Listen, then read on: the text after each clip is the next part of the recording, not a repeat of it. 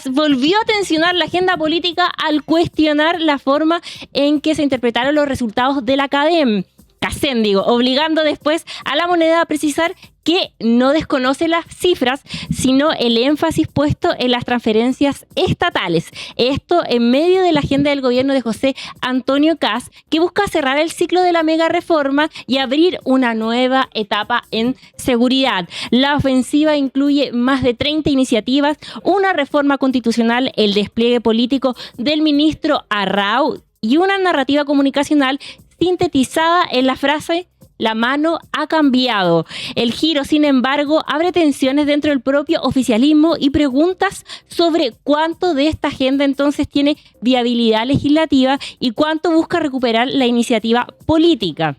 El último monitor 360 de Fábrica Chile aporta un dato importante para leer ese cambio. Arrau e Iván Poduje están entre los ministros más activos en redes y también entre quienes generan mayor adhesión, aunque esa actividad, dicen, no necesariamente se convierte en debate público. Al mismo tiempo, el promedio de aprobación presidencial cae a 33.9% y la desaprobación llega al 56.2%. Para hablar de este tema y mucho más, estamos con Nicolás Freire, cientista político y académico, director de Fábrica Chile. ¿Cómo estás, Nicolás? ¿Cómo estás, Josefa? ¿Todo bien? Muy bien, Nicolás. Partamos por lo que ha pasado esta mañana, o sea, estos 2 días que llevamos entonces esta semana. Después de aprobar la mega reforma, el gobierno cambia radicalmente el eje y coloca la seguridad en el centro. ¿Qué busca el gobierno con esto? A ver, yo creo que la cadena nacional responde no tanto al espíritu ideológico que puede haber detrás o programático, si tú quieres, sino que era más bien una necesidad. Yo creo que el presidente Kast venía con una caída sostenida en la encuesta. En una de las principales había logrado su menor o el punto de mayor inflexión en términos de aprobación, cayendo a un 25,6%. La mega reforma, por la ausencia de vocería, no se le había sacado lustre, a pesar de ser un éxito en términos legislativos por parte del gobierno. Por lo tanto, yo creo que la cadena nacional hay que enmarcarla en ese contexto. Es decir, era una necesidad que el gobierno de alguna manera, primero, intentase sacarle lustre a la mega reforma. Y segundo, pero se habló poco de mega reforma. Sí, pero lo hizo el presidente partiendo en la cadena. Ahí como que deja con mucha evidencia de que alguien tiene que, o sea, guste o no guste la mega reforma, pero si tienes ese éxito legislativo, que la sacaste adelante, que pasaste en máquina al final del día, y nadie lo habla, nadie comenta, están todos los medios incluso hablando de otras cosas, incluso hablando de la ausencia de vocerías, tu propia coalición de gobierno enredada entre que si falta un vocero o falta más lealtad dentro del gobierno. Bueno, es complejo y alguien tiene que sacar a lucir, justamente porque se había hablado muy poco. Y ese yo creo que es el primer tenor bajo el cual hay que mirar el porqué de la cadena nacional y el porqué en ese momento. Y segundo, claro, la idea es quedar con el vuelito, como se dice, ¿no? Entonces, sacas el provecho de la mega reforma, lo hace el presidente directamente, reitero, en ausencia de un vocero, digamos, con autoridad que lo haga. Alvarado no lo había podido hacer, ningún otro ministro. E inmediatamente después tratas de conquistar la agenda, de traerte la agenda para la casa. ¿Y sobre qué tema? Sobre el tema de seguridad. Entonces aquí la apuesta viene en donde en la recuperación de la agenda mediática hay como una jugada de veamos si esto también pasa. ¿Y por qué es interesante el veamos si esto también pasa? Porque la agenda de seguridad es una agenda que sin lugar a dudas pone más en aprieto a la oposición. Es decir, es más difícil salir a decir, ¿saben qué? Vamos a llegar al Tribunal Constitucional o esto se está pasando en 3 pueblos, como muchas veces se dijo en el ámbito de la mega reforma, los aspectos tributarios de la mega reforma. En la agenda de seguridad hay un costo ciudadano que es más complejo asumir. Por lo tanto, es muy probable que la oposición no sea tan férrea a toda la agenda en materia de seguridad. Probablemente, y de hecho ya se han encontrado algunos elementos en virtud de los cuales la oposición va a torpedear elementos que parecen y son ciertamente más complejos. Y también el presidente Kast se siente mucho más cómodo también hablando de seguridad. Pero sin duda, pero ahí yo creo que es una comodidad. Mira, es bien interesante porque yo creo que es como una comodidad muy poco reflexionada. ¿Por qué? Lo explico. En términos concretos, lo que hace el presidente Kast en la cadena nacional no es muy distinto a lo que hizo desde que estaba en campaña. Es decir, anuncios. Voy a hacer, quiero que, vamos a. De hecho, su propio opositor desde la derecha, Johannes Kaiser, le dice, este me parece un discurso que es más campañero. O sea, lo dijo Johannes Kaiser, no lo está diciendo Lautaro Carmona.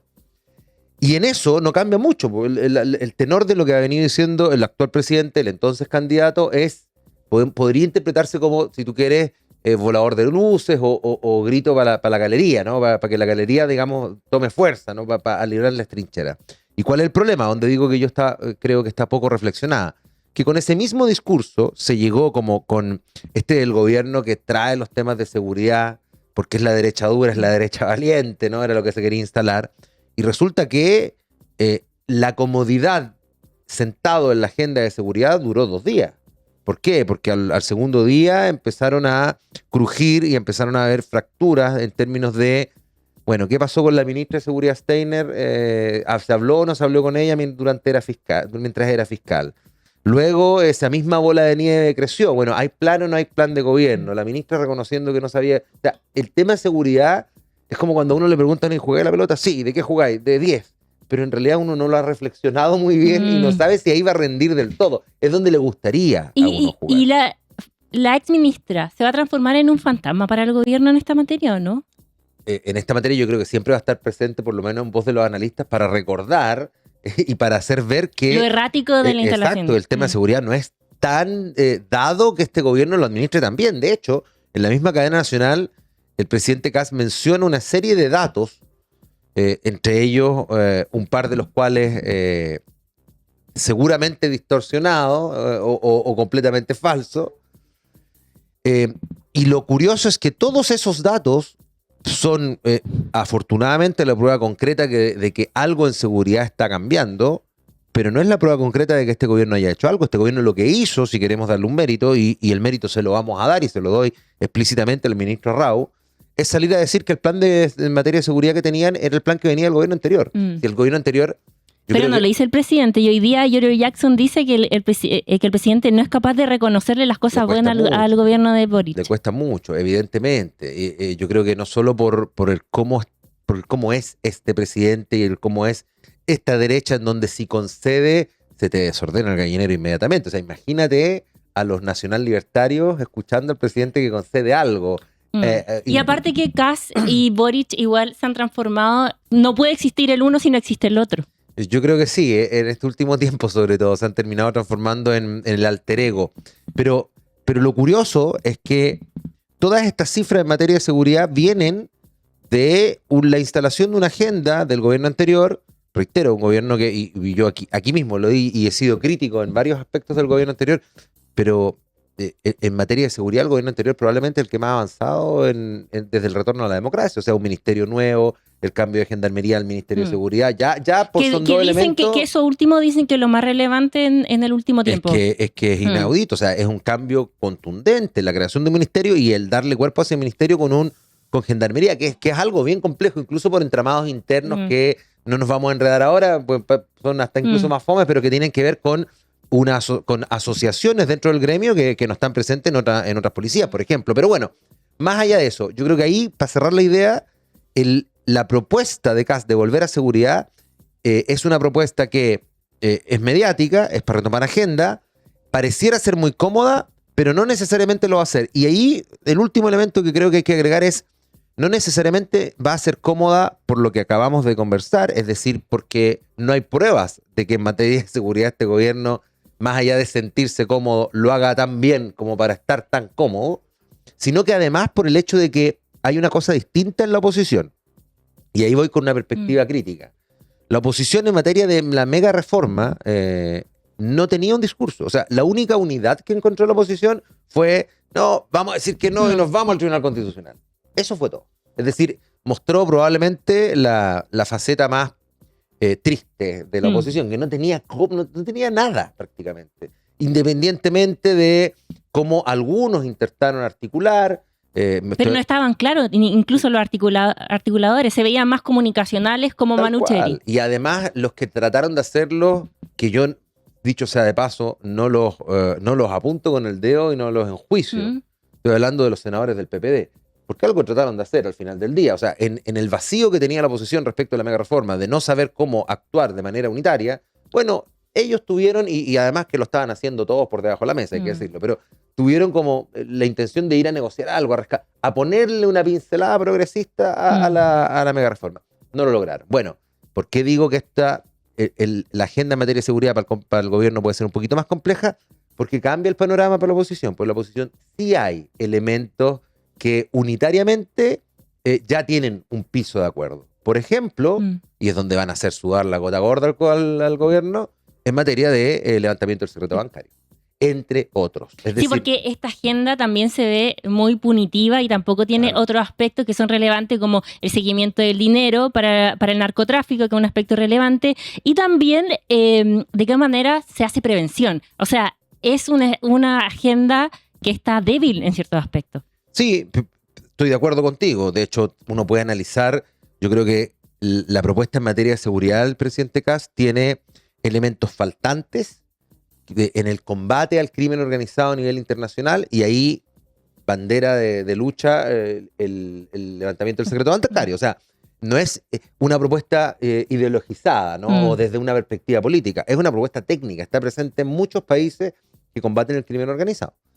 ¿Y cuán relevante va a ser la apuesta comunicacional que se haga en esta materia? Porque parece que ahí se apuesta todo. O sea, el despliegue de carabineros, el ministro Arrau, ¿eso va a ser relevante? Es que yo creo que esa es la apuesta del gobierno, y claro que es relevante, porque tú tienes, en materia de seguridad, tiene la ventaja, a mi juicio, a diferencia de la mega reforma. Hago la comparación porque están tan cerca, son además dos proyectos, que es una idea por lo demás que vengo dándole vueltas hace algunos días, son dos proyectos refundacionales, ¿no? Este gobierno que se iba a dedicar de la crisis y de la emergencia, al final te está terminando por refundar, porque efectivamente es mucho más refundacional la mega reforma y la reforma constitucional que cualquier política pública que haya implementado el gobierno del presidente Boric, por ejemplo. Porque quedaron en la derrota también de lo que significó la convención. Sí. Claro, tal cual. No, hay una explicación para ello, pero bueno, el hecho concreto es que este gobierno está siendo mucho más refundacional que el presidente Boric.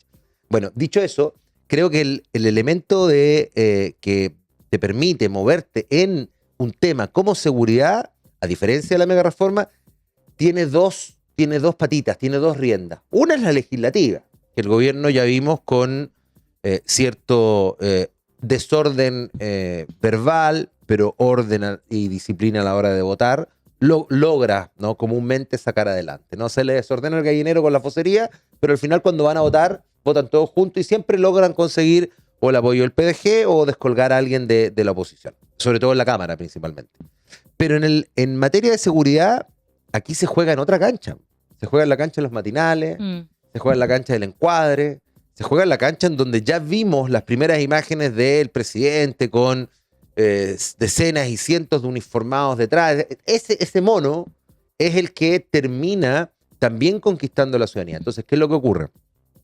Que tú tuviste un proyecto de mega reforma que pasó tal cual como tú lo querías, o casi tal cual como tú lo querías en el legislativo, pero en perspectiva ciudadana, el gobierno no terminó por explicarle a la ciudadanía por qué esta reforma es buena. Y es cosa de ver todas las encuestas que dicen que hay una ciudadanía, por lo menos, dividida en términos de si la reforma es buena o no, ¿no? Y dividida, estamos siendo bastante benévolos, porque en realidad es mayoritariamente negativa la percepción ciudadana que se recoge en las encuestas respecto de la mega reforma. En cambio, el mono de seguridad va a permitir que como sea que salga el proyecto de ley, la eventual reforma constitucional, etcétera, esto va a mantener siempre un alto apoyo por parte de la ciudadanía. Y ahí saltamos a la otra vereda, y eso lo hace muy complejo para la oposición. Porque para la oposición va a ser muy complejo elegir qué batalla, porque la oposición aquí tiene que hacer tres cosas. Uno es, obviamente, tratar de mejorar el proyecto de ley o los proyectos de ley en particular, más de 30, dijo el presidente. Y por lo tanto, reitero, punta de lanza, levantamiento del secreto bancario. Pero un segundo elemento va a tener que entender qué materias ceder. En qué materias ceder con los dientes apretados, por así decirlo. ¿Por qué? Porque no va a poder la oposición, desde el punto de vista de la perspectiva ciudadana, tener una posición tan directa, evidente, explícita a materias de seguridad que en realidad en la ciudadanía, más allá de si se entiendan o no, técnicamente hablando, tienen un amplio respaldo. Entonces va a tener que elegir con pinza, reitero y lo ordeno, cómo mejorar, qué ceder y bueno, qué irá a votar, a obviamente reclamar por la digamos, por la propuesta que haga el gobierno. ¿Y en seguridad no corre riesgo el gobierno que se le desordene su sector? Pareciera que no. Ayer se juntó con Johannes Kaiser, el ministro, creo que fue ayer, sí, el ministro Arrau. ¿Cómo está eso? La tensión que puede generar libertarios en esta materia, ¿o no hay tensión previsible? No, yo creo que Libertarios va a ser una tensión, reitero, más mediática que estrictamente programática. Obviamente el Libertario va a reclamar, va a exigir que en materias de seguridad se incluya el indulto a uniformados, se avance en otro tipo de medidas, pero al final del día, raya para la suma, el voto libertario, la agenda de seguridad del presidente está más o menos asegurado. Quizás se le podría desordenar, pero creo que es muy difícil porque, reitero, el costo ciudadano es muy alto, pero en ciertos sectores de Renovación Nacional, Chalper, Núñez, quizás en aquellos pocos representantes de Bópoli que existan dentro del gobierno, donde en las materias que son más complejas, que se miran incluso desde Europa. Estuve leyendo un artículo el día de ayer de, no me recuerdo si El País u otro periódico, pero español, que hablaba de, claro, cómo muchos gobiernos terminan en una derivada un poco más autoritaria desde los mismos mecanismos democráticos. Es decir, cuando tú flexibilizas, por ejemplo, los mecanismos de detención, o por ejemplo, como lo quería el presidente Kast, entonces candidato hace algunos años atrás, la detención en otros espacios que no fueran necesariamente ni comisarías ni cárceles. Bueno, ese tipo de medidas evidentemente son el síntoma de un inicial deterioro democrático. Bueno, ahí es donde esos sectores quizás de la centro derecha podrían representar un problema en términos de votos, pero a la hora del llamado final yo creo que la derecha se va a cuadrar perfectamente. Entonces, a tu juicio, el presidente tenía razón cuando ayer decía que le daba lo mismo el desorden si votaban en materia legislativa todo ordenado. Sí, al final del día sí. ¿Qué es lo que ocurre? Que claro, si al final del día votan todo ordenado, pero eso es como un elástico, tiene una tensión y la tensión no resiste cualquier tipo de fuerza. Es decir, si hay mucho ruido, te puede generar perder la agenda, que es lo que empezamos hablando hoy día acá. ¿Por qué el presidente tiene que hacer una cadena nacional y tiene que poner el tema de seguridad, como poner ahora vamos por esto, va por esto? Porque se había perdido la agenda. El desorden interno dentro del oficialismo había hecho que se terminara hablando de la ausencia de voceros, se terminaran ministros criticando a otros, es decir, el ministro de Relaciones Exteriores prácticamente entre líneas criticando al ministro de Agricultura respecto de las críticas que hacía el embajador estadounidense o a las políticas de Estados Unidos en particular. Es decir, venía una seguidilla de desórdenes que al final esa tensión estaba a punto de no resistirla más y por lo tanto tuvo que intervenir el presidente con una cadena nacional. Ahí volvemos al punto. Yo creo que, claro, el presidente tiene razón. Ese desorden, en la medida que no se salga de las manos, le agregaría yo, da un poco lo mismo si a la hora del voto terminan todos votando de la misma manera. No puedo despedirte sin dejar de preguntarte por la polémica por la CACEN, todo lo que ha pasado y lo que han contestado los ministros del ex gobierno de Gabriel Boric. ¿Qué te parece eso que dijo el mandatario? ¿Es una ofensa a la institucionalidad? Yo creo que sí, yo creo que evidentemente hay... A ver, yo lo pondría de esta manera. Hay momentos en donde cierto tipo de autoridades, y particularmente el presidente de la República, obviamente bien asesorados, bien dirigidos por sus equipos de comunicaciones, sus asesores más cercanos, deberían evitar o es mejor, digamos, evitar de transparentar el juicio que tengan, ¿no? Por muy honesta que haya sido la reflexión interna que tengan, pero creo que hay cierta institucionalidad de la cual o bajo la cual el presidente no debería de alguna manera pronunciarse tanto. Salir a comentar es complejo, pero eso me lleva a otro problema, y volvemos al punto inicial, hay una sobreexposición del mismo presidente de la República, y creo que allí todavía no ha estado resuelto el diseño que el gobierno ha tenido para con su gabinete. Volvemos al punto de la ausencia de un vocero, la ausencia de mayores pesos políticos dentro del gabinete del presidente, y eso explica el por qué le terminan ocurriendo estas cosas. Lo cierto es que ahí tienes un ejemplo de cómo se te puede empezar a desordenar la agenda. A pesar de haber puesto seguridad, inmediatamente un comentario, un traspié en términos de vocería directa al presidente, te puede hacer derivar, digamos, la agenda a otra esquina que tú prácticamente te puedes ser mucho más complejo salir. Perfecto. Muchas gracias, Nicolás Freire, por haber estado con nosotros. Y me dicen que no. Que no. Que todavía no, que Ah, no. podemos seguir conversando. Yo pensé Perfecto. que, pues sí, podemos seguir conversando. Me dicen que está muy bueno. Así Perfecto. que no, Estupendo. no cerremos. Sí, yo te he hablado mucho y estas referencias que hice a la entrevista en T13 el día de ayer del presidente, que sí se notó más calmado con respecto a cómo se está enfrentando estos temas comunicacionalmente. Hay una mejora porque con respecto a la primera cadena nacional parece que está menos ansioso, está más calmado. ¿Ves eso, no? Sí, honestamente sí. Creo que hay dos cosas. Uno es una evidente mejora y que es propio del cargo al final del día. En la medida en que una autoridad va empoderándose un poco más del cargo, se empiezan a observar no solo las canas que empiezan a salir a todas las autoridades, sino que también cierta destreza, ¿no?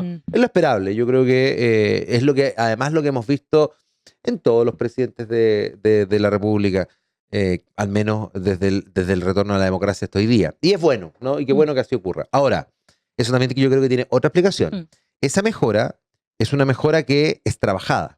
El motivo por el cual esa mejora se trabaja, creo, no es solo en virtud de mejorar la comunicación, etcétera, sino que es también en virtud de otros dos elementos. El primero es que el presidente termina estando o siendo forzado a tener que salir públicamente a intervenir cuando en realidad no debería intervenir. No hablemos solo de la entrevista del día de ayer, hablemos de cuando el presidente tiene que pedirle a sus propios partidos que, oye, tenemos seguridad, economía, empleo. Basta, déjense de hablar de otras cosas. Es decir, son los mismos partidos del oficialismo los que obligaron al presidente a tener que sacar a relucir estas nuevas cualidades que podríamos decir que puede tener. Y lo segundo es porque también para el presidente va a ser complejo, pero creo que lo está logrando, encontrar el tono para decir que no, por hablo pronto, vamos a ver hasta cuándo dura, a su posición más extrema desde las derechas. Es decir, cuando el presidente sale a hablar de no vamos a avanzar en cualquier proyecto de ley que tenga que ver con escucha tu corazón u otros, también tiene que cubrirse desde la perspectiva del tono, desde la perspectiva de cómo transmite ese mensaje, de no errar. ¿Para qué? Para que no se le abra un flanco en términos de forma, porque en términos de fondo sí se le va a abrir. Y lo vimos también con las declaraciones que desde el Partido Nacional Libertario, incluso más que desde el Partido Social Cristiano, diría yo, surgieron a la hora en que conocieron que el presidente había decidido no avanzar en este proyecto. Entonces, reitero, nuevas cualidades o en desarrollo, pero que están siendo forzadas de una u otra manera, más allá del propio empoderamiento de encargo. Y ahí la reflexión que queda es, bueno, ¿es un motivo por el cual el presidente deba, digamos, tener que incorporar dichas habilidades? Uno esperaría que no. Y con respecto al poder, muchos han hablado del poder que tiene Quirós. ¿Arrau viene a disputar eso? No, yo creo que Quirós va de salida. Yo creo que Quirós cumplió el motivo por el cual fue llamado.